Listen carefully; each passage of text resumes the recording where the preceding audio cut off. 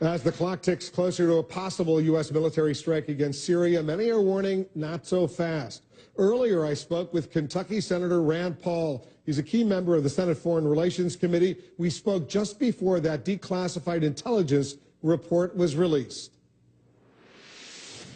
Senator Paul, if you were president of the United States, and I know you're thinking about becoming president one of these days, but if you were president now and you got a report from your intelligence community that hundreds of people were gassed, were killed by chemical weapons, thousands injured on August 21st, what would you do about that?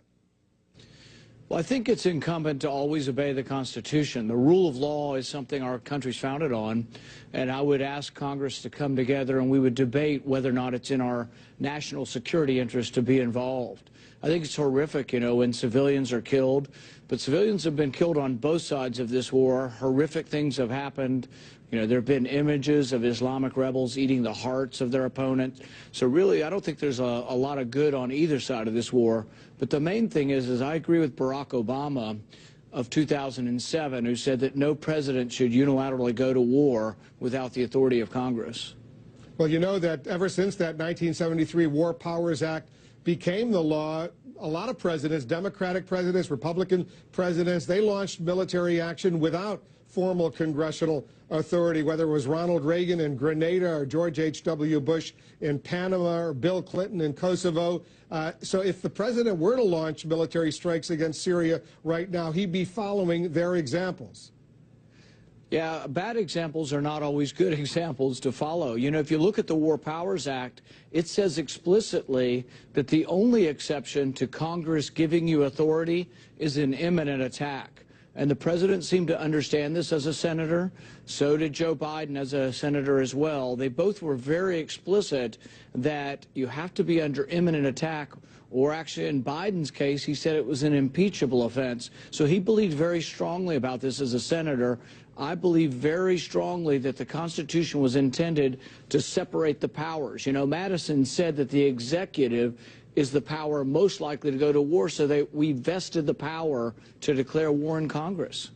In an article you wrote for CNN.com, you wrote this. I'll put it up on the screen. You said, America's wars must be debated by Congress, declared constitutionally, and fought only for the interests and security of the United States. They should never be fought to save face. All right, so what do you mean by that when you say save face? Because the implication is what, as far as the president is concerned?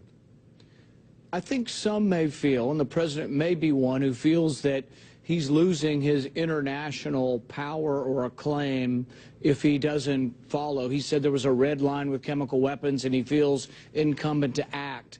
But the thing is just to act to save face is not a strategic objective. He's already pre-announced that if he does attack, he's going to do it in a very limited fashion, and he's not going to be for regime change. To me, this sort of sounds like we're not going to win. He's for stalemate. When I've had private conversations with the administration, that's what I hear. They're not for victory for either side. They're for equalizing the battle and having stalemate. But I see it in personal perspective. I have 3 sons. I don't see sending one of my sons to war or your son to war to fight for stalemate. I think there should be a clear-cut strategic objective that helps the United States. And we should know that whoever wins the war, whoever we're supporting, will be a friend of the United States. I'm not certain that either side or any of the multiple sides of this war will ultimately be a friend of the United States. You know, you have disagreements among some of your Republican colleagues. Republican Senator Bob Corker, for example, a key member of the Foreign Relations Committee, he said after being briefed by the administration, he says he now supports what he calls surgical, proportional military strikes. So why is he wrong and you're right? Well, I would ask the question, what is the strategic objective? Is it simply to say, shame on you for launching and using chemical weapons? I would like to know who used the chemical weapons. In all likelihood, it probably was the Syrian government, but it really isn't to their advantage. It's actually more to the advantage of the rebels to have launched this attack, because the whole world now is uniting against Assad. I would want to know, though, would the surgical strikes that are favored, would they somehow eliminate chemical weapons and stop him from using these again? If it's not regime change, it may well incite the Russians to become more involved, the Iranians to become more involved.